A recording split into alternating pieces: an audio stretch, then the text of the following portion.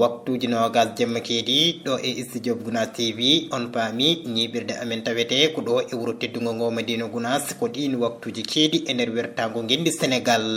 e titode kabaruji meɗen dental phase Gunas e gardugol ceerno Habibou Ba yantude e Tambacounda e diwan mum ha yetti to leydi Gambie ɓe mbaɗino mobodiral tawi ko dawol mawgol to guesa ceerno ɗum wonno ko ñande alarba na hawri e 3 lewru décembre hitande ujunaji ɗe nogas e jowi tali ko woyel fulaɓe ɗum ko kolongal noddirte noon tawi ko nokku ndema e jawdi ko kiloji 17 ɓili hakkude muɗum e wuro teddugo ngo Madina Gunas to banggue funnangue dillinoma toon gam humpito yaade gonka nokku o ɓuri tengtude to banggue ndema ha e ko nandi hen joofi jillu ceerno Boun Saliou ceerno to leydi Espagne wondude e leydi Portugal ñande alkamisa na hawri e 4 lewru ndu hitande ujunaji ɗe nogas e jowi ɗum ko caggal nde o waynino ɗo e wuro teddugo Madina Gunas ñande nogas e jeeɗiɗi lewru septembre 2025 daka ɓundu kolol hitande ujunaji ɗe nogas e jowi daɗɗino guila ñande altine na hawri e go lewru décembre hitande ujunaji ɗe nogas e jowi e kala hitande noon julɓeɓe ina ɓeydo notitade e nden ɗo lunde alliyankore kaɓuruji caggal leydi ma en jaato leydi Benin musidɓe tedduɓe ko ɗum woni titode ɗe hay ko wona ɗum ina soomi e nder kaɓuruji ɗi joni o ko yaade yaccinoyde e balla resi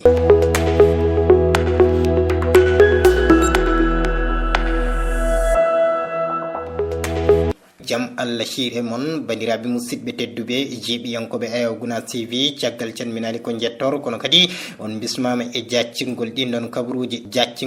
kabaruji ñande aljuma na hawri e jowi lewru ndu hitande ujunaji ɗe nogas e jowi no soknaɓe wuro teddugo Madina Gunas gadori e kala subaka aljuma so waɗoyde pottital to galle ceerno tawi woni fandare mabɓe tan ko yaade ñagade duwaw hani e hesɗintinde almudagal e on ɗon aljuma jowi lewru ndu ko ceerno Ibn Oumar ceerno ɓe mbadduno gundon batu kono kadi ceernajo arti e toɓɓe kewɗe naftoji julɗo o kono kadi o feññini hen sembe lawol tijjaniya ko kanko ceerno Ibn Oumar ceerno kettotoɗen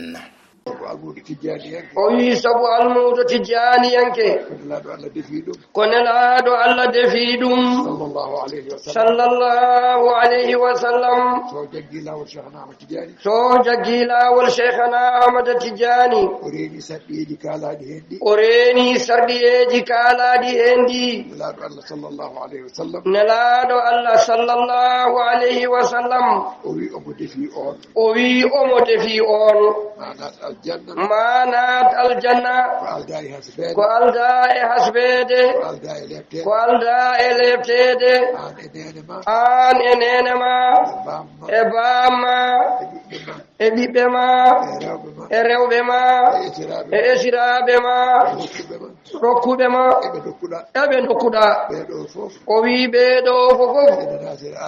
eɓe natira aljanna sabu barke ma an goto jagguɗo lawol ngol o reeni sarɗiyeji ɗi ɗum ko moƴƴere mawde ɗum ko dokkal mangal ɗum ko jorto mawɗo o wi neɗɗo haalante ɗum weltoro ɗum neɗɗo haalante ɗum weltoro ɗum yettira ɗum Allah kono haɗata noon on jorto fof e mawnude neɗɗo so haalanama ɗum ha weltorima ɗum yettiri ɗum Allah yo rentire kadi on neɗɗo kalanaɗo ɗum ha weltori ɗum yettiri ɗum Allah ko on goto haalante wonde kadi yo rento sa rokkama ko moƴƴi ndenirta ɗum koko moƴƴi a rokkama dokkal moƴƴal renir ɗum gollude ko moƴƴi ndenirta ɗum gollude ko moƴƴi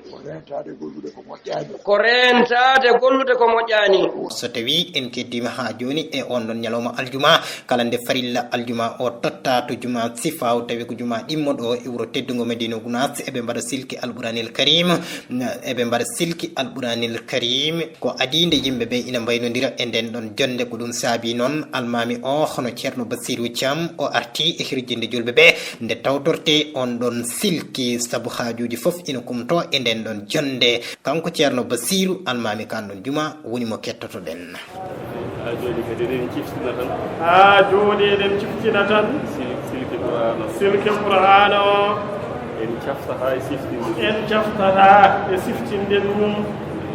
tawno ko moƴƴere aduna e laakara nde tawno ko ɗum moƴƴere aduna e laakara ko fof noon ko gila e janngowo jiyowo bindi o noon ko gila e janngowo jiyowo bindi o ha emo yiyata bindi o ha emo yiyata bindi o haade kay omo tawtora omo jooɗodi e maɓɓe haade kay omo tawtora omo jooɗodi e maɓɓe haajuji kumtiɗi aduna e laakara ko haajuji kumtiɗi tan aduna e laakara ko Allah wi noon subhanahu wa taala sabu ko Allah wi noon subhanahu wa taala qur'ana ko kumtal haaju qur'ana ko kumtal haaju hakkude ma e Allah hakkude ma e Allah halde qur'ana wa shifaa'un lima fi sudur wa shifaa'un lima fi suduri qur'ana ko cellal na safra ko woni e ɓerde qur'ana ko cellal ene safra ko woni e ɓerde rafiiji ɓerde ɗon no heewi rafiiji ɓerde ene keewi yeengo nan ɗon mawnikinaare nan ɗon awtaade nan ɗon geɗe haa heewine toon ganduɗa ne wirnuma hakkude ma e Allah ɗe ngannduɗaa ɗen geɗe ene wirnuma hakkude ma e Allah qur'ana o noon soccanma ɗum qur'ana o soccanma ɗum haa laaɓa safra hakkude ma e Allah safranma hakkude ma e Allah hunde mawde won ndeke ko hunde mawde woni ɗon wonto wi kadi wonto wi wanunazzilu min alqur'ani ma huwa shifaa'un wa rahmatun lilmu'minina aɗa andi ɗum kam ko hunde mawde qur'an o wi ko cellal e dendagal rafiiji kadi ko yurmede Allah no yurmede Allah gayni hunde fof ndeke ko hunde mawde woni e silki alqur'ana o tekene haajuji ɓoli jiiɗa fof no roodi haajuji mo jiiɗa fof ene roodi haajuji haa heewi haajuji cellal haajuji ɓesgu haajuji ɗi gasata ɗum ɗon ene gasa ɗo to silki alqur'ana oɗo hadis o wi man lam yastasfi lilqur'ani fala safahu llah kala mo safroraki qur'ana woto Allah sellinmo aɗa andi kam ɗum ko hunde hulɓininde ɗum noon tindini so o mawninoyi hunde wonde ha o ɓurni ɗum e qur'ana o o ɓurni ɗum e qur'ana o ko on haaldete fiɓɗo qur'ana wawa sellinde ɗum hunde wonde noon no wawi sellinde hunde wonde ene wawi sellindemo on woni mo wi woto Allah sellin on woni mo wi woto Allah sellin ɗum ñande fof eɗen keɗo tafsiraji qur'an ñande fof eɗen keɗo tafsiraji alqur'an mu'awwizatayni قل أعوذ برب الفلق قل أعوذ برب الفلق أعوذ برب الناس قل أعوذ برب الناس kala keɗotoɗo tafsir tafsir ene andi ɗen cimoje nafoore ene andi ɗe ɗon cimoje nafoore muɗum andi kadi ko jippinnoon cimoje ene andi kadi hol sababu jippinnoɗo cimoje ɗe ndeke qur'ana fof ine heen en kaalino ɗum e arwonde nde dental Fas Gounass e gardugol ceerno Habibou Ba mo ceerno Alaji Amadou Tidiane Ba to Fas Gounass wondude e diwan Tamba ha yetti toon e leydi Gambie ɓe mbaɗino dawol mawgol to guesa ceerno ñande alarba na hawri e 3 lewru décembre hitande ujunaji ɗiɗi e nogas e joyi tawi noon ngol ɗon dawol toɗɗino koto banggue coñal maaje kono kadi ngal ɗon coñal gasino e on ɗon ñalawma e tawtorede e keewal timmugal kono kadi ina jeeya hen kadi Abdou Diallo maire Ndam ñiɓirde makko tawete ko toon e Fas Gounass kono kadi e kala hitande noon ngol ɗo dawol ko aadi mabɓe jaadeni cimtol ngol aadi timminama e o ñalawma alarba 3 lewru ndu gonɗen hitande ujunaji ɗiɗi e nogas e joyi tawi ko wayniɓe e nokkuji certuɗi gari hawridde e ngol dawol barkinorade gollude e mban guesa e mawɗo dental Male Ñaani e ngol dawol ngol andanɗa hoorema ko Allah e annabijo Mouhammadou yiiɗi julɓeɓe no yiiɗi e meɗen yiiɗi tawnede hitande fof hitande weltanagol Allah e nelaɗo ko okki men wona ceerno Madina meɗen ari tawede ngol dawol dente heewɗe julɓe heewɓe ari minen waɗini joni e nder duuɓi yaata e 16 hitande kala Allah tawnide men dawol ngol men tori Allah e nawni men ɓuri ni ɓen wayni ɓe to leydi Gambi noon keedani caggal e ngol dawol ɗo ko dental Touba woppa dawol ngol enen fof ndendi jii ɗum enen kadi fawdi hen guite meɗen sikke ala iwrama e nokkuji ɗi fofof ko takki Madina e ko taari ɗum e diwanuji ɗi ganduɗa ene koddi e ceerno ga ɓerɗe hayso tawi diwanuji ɗi ene goɗɗodiri aywa fofof arama kadi ko gargol ceerngol aada woni hen ko ɓuuri hew ko ɗo baali woɗi ɓe ganduɗa kadi Allah ne newnaniɓe jaaruɓe ko finɓe to mabɓe ɓe dawi yidde hawrude e dawol ngol Allah ko moƴƴo noon sembi yooɗi gollama kadi guesa mba e mba waɗa yakar no fewi ewa heewano ni waade ceerno kam ko belɗo gollal guesa muɗum foof heewani yartu kono kadi hikka no jiiruɗe ɗum ine ɓuuɓi ɓerɗe no fewi o nokku ko barkinorteɗo ko jeeɗaɗo tan arta hawride e ɗi dawi ɗum ko kon woɗi o mawɗo gardiɗo dental Tamba ngol dawama no fewi e kadi Allah yettama hen no fewi ari ɗo tan ko on saaha laaɓɓe ɓe Allah laɓɓini on saaha gandanɗa ɓe Allah suuɓi on saaha ɓe Allah dandi gandanɗa bewre fittandu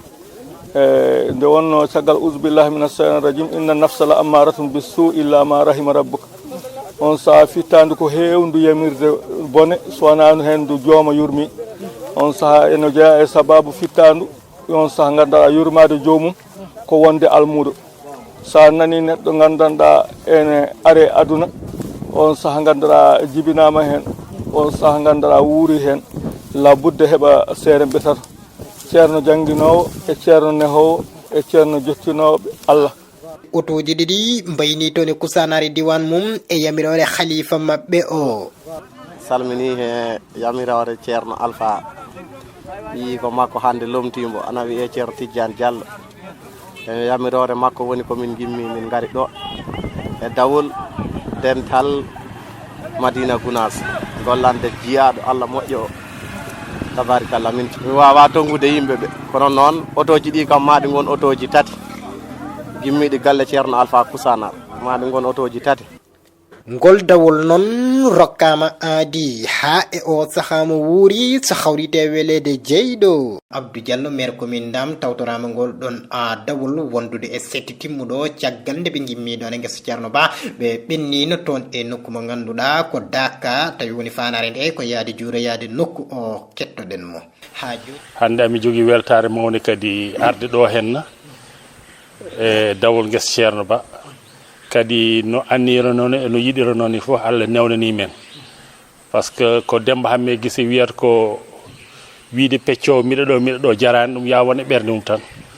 enen nde wonno koye ɓerɗe ceerno gonɗen nde Allah waɗi madinaɓe bacci guerte ɗe e machine aji hen gartiri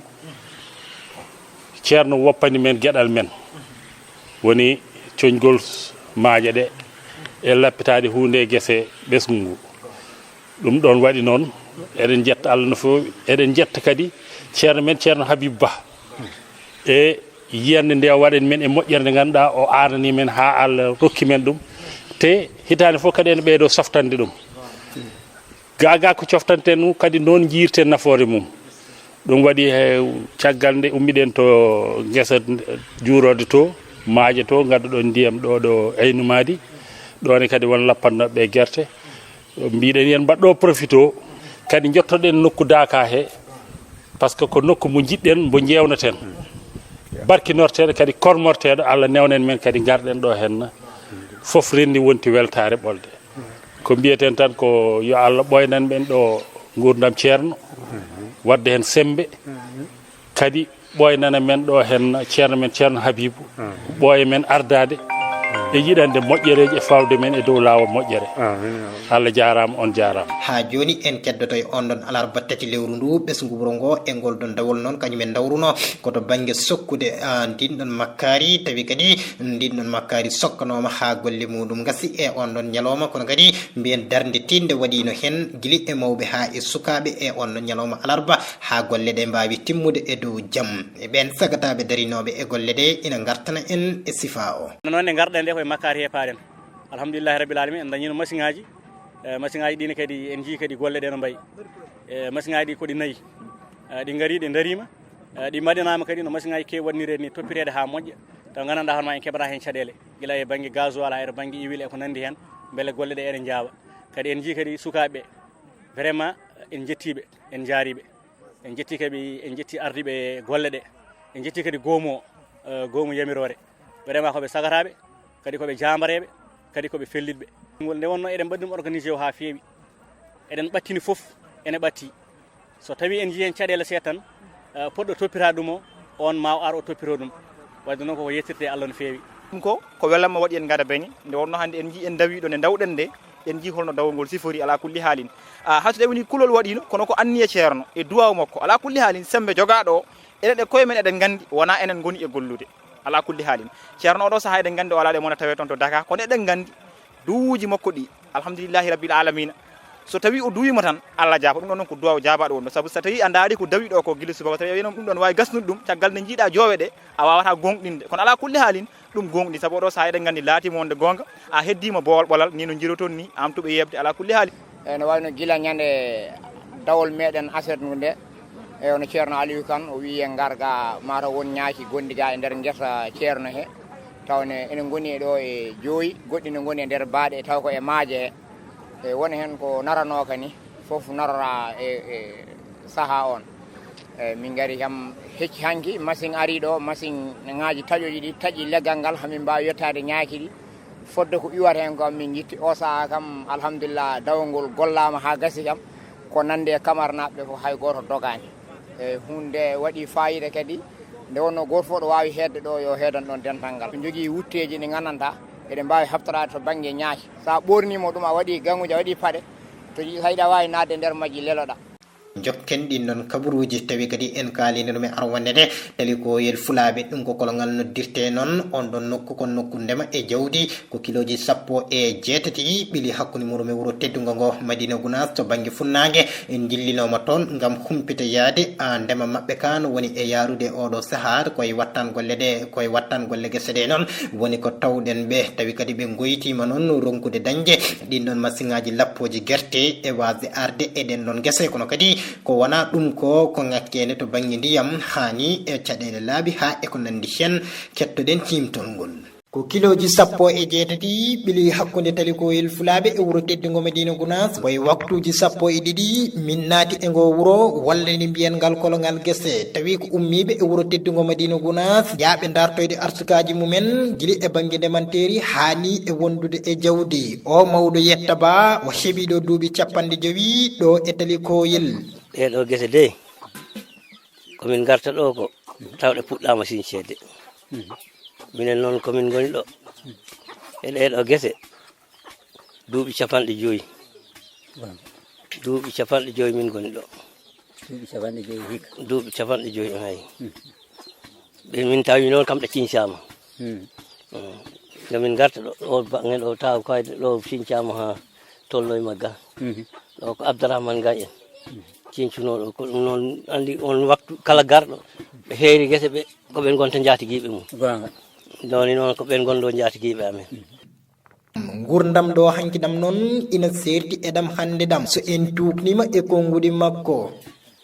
joni wa on saa hande woɗɗodiri no fewi saabu on waktu sa yi ɗo dundu ndu no wayi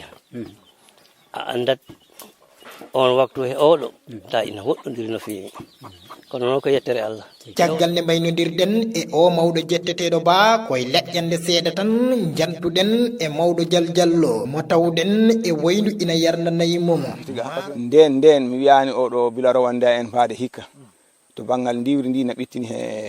moyru ndu he banggal cammere ndi kono nden kam sa siidinama ɗo gawri men mbiteɗi ñani ko ndi tan an a serti heege sabu a dañat ha heewa eyyi joni noon ɗum woni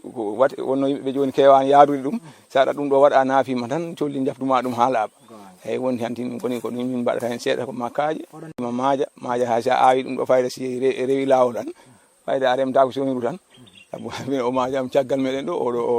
o fayda remaka maaro e bandara foof noon ina jeeya e ko remata e wiide makko no waɗi rema maaro miɗo puɗɗim ɗo remde rowane kam mi yiiti hen hooram no fewi hikka noon ko ndungu yam he jaata hikka ngesa mba ɓuuri yaajje fof no moƴƴa ɗo hay fatata mi waɗi ɗo kono mi itti ɗo fatatade wotere fesade kiloji ɗiɗi e libaɗe genne walla ta ko ɓoɗere wotere ngal kolongal noon ina moƴƴa no fewi to banggue layanteri on paami ɗum ko ñamdu sosoɓe walla mbiyen beldi barinaɓe jetteteɓe Diawo e Dembe kam paami kaleten ko haala buudi walla won hen mbi jayeje o mawɗo mo tawɗen e nder guesa mum ina soña ɗen jayeje o yettete ko ba eyyi minen noon komi remiyankoɓe komin ɓurta remde ko makkaje e buudi ñammi jalluɓe ndi tam no moƴƴi eyyi ɓe cooda coggu moƴƴo eyyi miɗen hen kay keeɓa gartam no moƴƴi no feewi kay eyyi adi fof noon no hikkani kam ala eyyi hikka kam buuɗi ɗi ndewi normal eyyi hikka kam buuɗi ɗi ndewi normal hikka kay ndungo tabarikallah mboye moƴƴi ɓe ndem talikoyel kam ko guese tan wona wuro ko guese tan woni ɗo eyyi minen kam ko guese tan nder Madina tan ɓe gimmori eyyi hay so tawi e nde hitande hikka kam ɓe lappiri ɗen guerte ko juuɗe mabɓe kono kam eɓe ñaagui jomen masiŋaji en ɓe nde mbattata yillade e ngal kolongal minen talikoyel na minen guero gueɗel gotel miɗen jiiɗi walleɗe masiŋaji guerte masiŋaji makkaje ko ɓuuri min fof noon tampinde ko masiŋaji guerte ɗi wuro ngo heewi masiŋaji kono o dumum nami mbawa ɗi hebde koma kolon e Madina ɗe fof gasna nde ɗi puɗɗo arde ga guerte ɗe noon wonano makkari ni on jii guerte kañum jowetake dow ko leydi gonta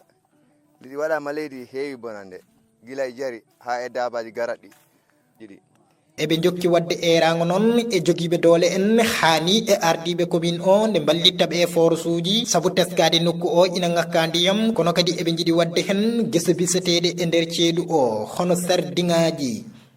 sababu ballal boyɗi so tawni mbiɗen keɓa boyɗi min mbaɗa force uji min mbaɗa sardiŋaji won boyɗi korat peut être que nagge 4 nagge yarata ndumen ndu horat kala ko ndu wawi hen nde horat ɗi kora boyɗi kora ceeɗu jogui caɗele to banggue lawol ngol guili e faaɗeni muɗum ha e hewde gasɗe lawol ngol wala lawol moƴƴol kam men ngala laabi ɗi kam ɓuuri tampinde min fof ko perlel amen ngel kam ngel ko caɗele amen no fewi boom ngel wari min babbi haaɗi kuuɓi tokket yimɓeɓe jaati ko hortiɓe ɗon kam tanano machine ngaji ɗi ngari ni alnewni kam joni kam motoji na goodi taski moto na woodi tiftinen talikoyel fulaɓe tawete ko funnague wuuro teddugo Madina Gounass kiloji 17 ɓiili hakkude ɗo ɓe goytima caɗele lawol hani to banggue ndiyam joofi jillu ceerno Boun Saliou ceerno to leydi Espagne wondude e leydi Portugal guila ñande alkamisa na hawri e 4 lewru ndu hitande ujunaji ɗe 25 ɗum ko caggal nde o waynino ɗo e wuuro teddugo ngo Madina Gounass guila ñande 27 lewru septembre 2025 o yettinoma noon e nokkuji kewɗi kadi kala ɗo ceernajo o tolni ma mbiyen kala to yetti mo daɗɗa batuji l'islam gam siftinde julɓeɓe kongol Allah jomiraɗo subhanahu wa taala kono kadi lowde e mabɓe sunna nelaɗo sallllahu alayhi wa sallam hani e lawol tijjaniya kono kadi to leydi Espagne to noon dental ngal adudi toon wadde daka e kala hitande tawi ɗum ko yamirore khalifa tedduɗo ceernalaji Amadou Tidiani Ba ceernalaji Amadou Tidiani Ba lawol tijjaniya noon jaggama hen moƴƴi e juuɗe ceernajo o kono kadi ma en pamoyi tongode ɓen ɗon jagguɓe lawol ngol e nder batu ngu so hawrite welede jeyɗo kanko ceerno Boun Saliou ceerno woni mo kettoto ɗen tawi ko batu ngu o waddi e dental Portugal caggal nde immitone Espagne mbawɗen dañde ɗum ko e ballal Mamadou Lamine Gano o wi ko ɗo o adorino wi alhamdulillahi rabbil alamin ɓe jahi e jaam ɓe gartine kadi e dow jaam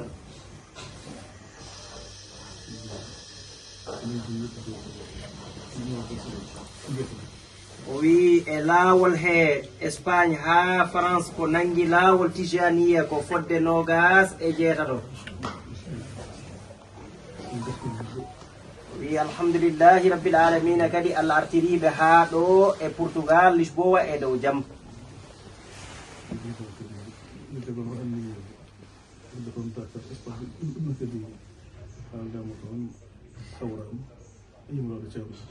o wi toon ne kadi to Espagne eɓe jogino anniye yidde waɗande en daaka toon to Espagne e dow yamirore ceerno alhamdulillahi rabbil alamina ceerno yamiri haaldama ha hawrama kabaru wadde daaka toon to Espagne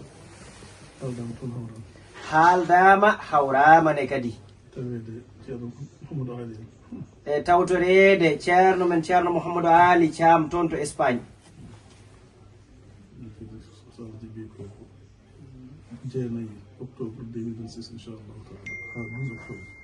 o wi daaka o ne kadi so Allah jaɓi ko 9 octobre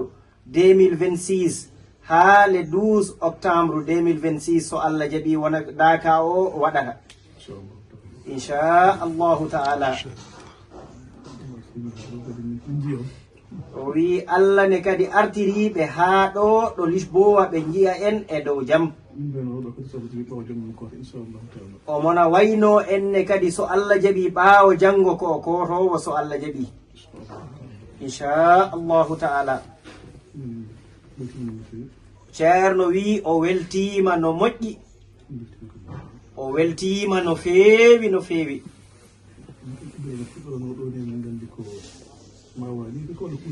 o wi nde wonno ko ɗo fuɗɗorano no fuɗɗorano ni oɓe jogino jorto ko ma wani walla ɓurani sa inchallahu taala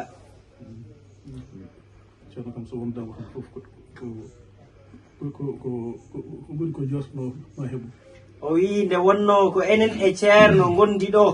alhamdulillahi rabbil alamina ɗum ɗo e ko jorta fofof ma en dañ ɗum ɗo so Allah jaɓi so tawi en gondi e ceerno tan ɗum ɗo e ko ɓuri ko jortiɗen ko ma en keɓ ɗum inchallahu taala inchallahu taala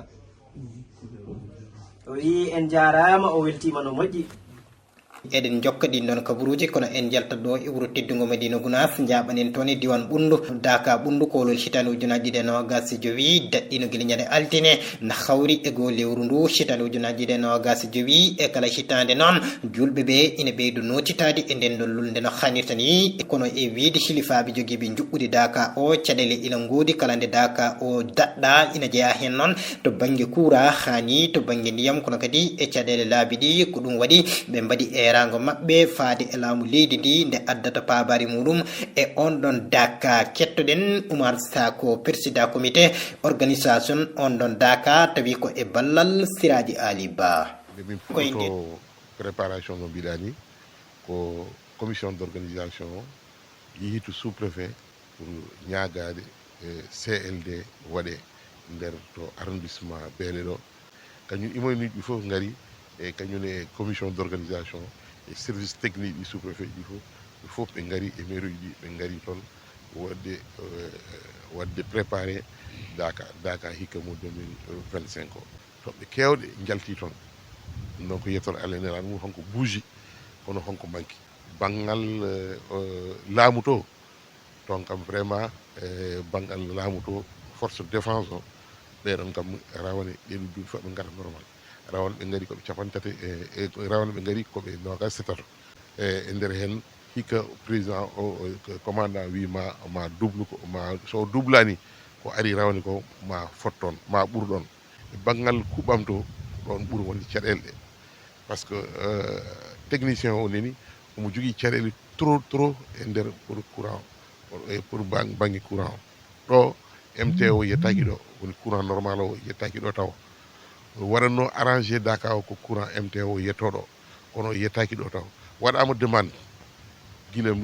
1er décembre 2023 commission o waɗi demande au niveau de la Sénélec beele no ɓe mbayri non seulement yoɓe mbaɗanmi raccordement so tawi kadi ɓe gandi raccordement ene tardi yoɓe ƴewmin groupe électrogène mo ganduɗa moƴƴo bawɗo wadde fonctionné kala ko adda ɗo taw ene wawi marchude on jii hanki jamma à 3 heures du matin groupe o ñifi donc ɗum ɗon ko caɗele donc caɗele mawɗe donc hilfaɓe fotɓe ni e pèlerin en woni yimɓe dakotoɓe fotɓe ni koye ladde goni so kuɓam ala ɗum ko probléme vraiment ko occasion vraiment minen mbaɗa lancé appel autorité ji ɗi noɓe kañum directeur sanele ko noɓe mballi feere dara rapidement beele minen Daka o ene heɓa courant no kañumne so tawi à défaut ɗum courant groupe o beele en ara kam mbene wawa waɗa ɗum ɗo Allah en andi caɗele ɗe ko ndiyam ɗam e kuɓɓam ɗam ɗum ɓuuri wonde caɗele majeur ko heddi ko laabi ɗi natoji e nder Daka par ce que Daka o to wonɗo presque ko Carrefour ceŋɗe 5 natata e nder Daka ɗum noon so laamu ngu wallani en beele Daka o calluɗi hayso wona ko ponguji wono ene calluɗi mbaɗe ravin ji beele ganduɗa auto ji ɗi e yimɓeɓe mbasa gañade ma yaldandu accident ji mbasa wonde hen vraiment ɗum ɗon ene ñaaga yo laamu ngu wallita mairie ngi beele aɓe daro hen koye nden ɗum lulnde alliyankore woni ko keddotoɗen Daka ɓundu e ñalɗi wattan Daka o noon ɓe mbaɗino cérémonie officiel tawi ko e gardugol sous-préfet Tundu Beele teskama noon kewendi yimɓe aroɓe tawtorede nden ɗon lunde alliyankore ko ɗum saabi doctoreɓe wonɓe e on ɗon nokku wonɓe e on ɗon nokku ina ɓuura jaɓɓade e kala saaha yimɓe wonduɓe e yoga e ñabbuli cuuti konngudi kono kadi e famminde no ɗen ɗon golle jaaruno kettoɗen hen Haruna Ndaw ko goto e safroɓe o yewtidi ko Esiraji Ali Ba mo Goudiri. Bon minen kadi no mbiɗumo ni minen min gara ɗo dans le cadre de la santé pour affaire safrude yimɓe tant que 2 équipes min mbaɗi équipe oɗo ko mino woni ɗo e noon wonde worɓe équipe oto ko rewɓe goni case de santé to kamɓene kadi ɓe ketta banggue rewɓe ɓe e banggue sukaɓe togoso ɓe kamɓe wonɓe nder wuuro to enne kamɓene kadi vraiment mi yeehi toon pour wadde superviser leur consultation mais mi tawi consultation ene rewi lawol franchement eɓe keeɓa yimɓe kadi aussi encore emin keeɓi hen gueɗeji kewɗe hikka noon kam wonko ɓeydi hen ko wayno gandanɗa hoorema ñiiƴi musanɗe ɗum ɗon moom meeɗano wonde hen mais hikka mi sikki tan ko ɓuuɓol ngol waɗi ɗum ɗon so ɓuuɓol ngol kadi yimɓeɓe ene keewi bon goto fof ummoto ko banggue yo banggue bon so wontino ko wuuro woto tan so woodi ko yimɓe ɗiɗo walla yimɓe tato mais comme ko ɗo henam ko nokku goto yimɓe fof ndendata ɗo henam donc ɗum noon tagui yimɓe keewi bon affection bucco dentaire o ɓuuri hewde e aussi encore so ɗum ɓenni emin keeɓa hen kadi yimɓe wonɓe ko hen deddi doganɗi emin keeɓa hen ɗo syndrome infectieux emin keeɓa hen gandanɗa hoorema des dermatose woni ɓalli ngatoji ɗum ɗon foof yiyama ɗo hennam e te kadi yimɓe kadi ɓe gaare keewal pour safrade bagguinali ɗo men tan vraiment ko yo yimɓeɓe ƴeew masque uji par ce que ne heewi poussiére hanki kam wonko Allah holli en ɗo enam nduɗo e hendu yaɓe trop de poussiére bon yimɓeɓe jiiɗumen kadi yimɓe gusta yaaha garta o nokkuma no ceerno wiire ni en gaari garɗen ko ɗum ɗo ñagade Allah keeɓen nokku goto mbaɗen ko wi ko mais yaha garta kodi aussi encore yante oɗo poussiére ene wawi addude gueɗeje goɗɗe par ce surtout en jiiɗɗo jooli ɗi yimɓe ne keewi ɗo hennam ene ɗojja bon ɗum ɗon foof ko poussiére o saabi ɗum ɗon donc ɗum tan bagguinanam yimɓeɓe kadi aussi encore ɓuuɓol ngol aussi encore ene hen kadi yimɓe les gens sont mal couverts yimɓe ɓornata ko comci bon en goppi koye mumen dani tan donc ɗum ɗon fof ko caɗele kabaru men mo battidortoɗen e oɗo ñalawma hande Bassirou Diomaye Diakhar Faye aussi fino degré guila ñande alarba gam yañude golle hoorejo jagorde Ousmane Sonko hewɓe noon jeeri ɗum ko ɓeydude sembe e doole Ousmane Sonko kono kadi yogay anduɓe to banggue politique woni to banggue dawro woni to banggue dawroyankagal kañum en jeeri ɗum tan ko ɓeydande hoorejo jagorde o golle kono kam wona ɓeydude mo doole musidɓe tedduɓe ko ɗo tongi kala ko yewitino e kabaruji nder leydi joni on ko caggal leydi paaɗen koto leydi bene paaɗen en kalino ɗum e arwanne nde ɓe piliri ko fitina e subaka alet hanki na hawri e jeeɗiɗi lewru ndu hitande ujunaji ɗe nogas jowi tawi woni sababu o ko koninkoɓe ɓe nantinno e télévision gendijo o wonde ɓe cammini laamu Patrice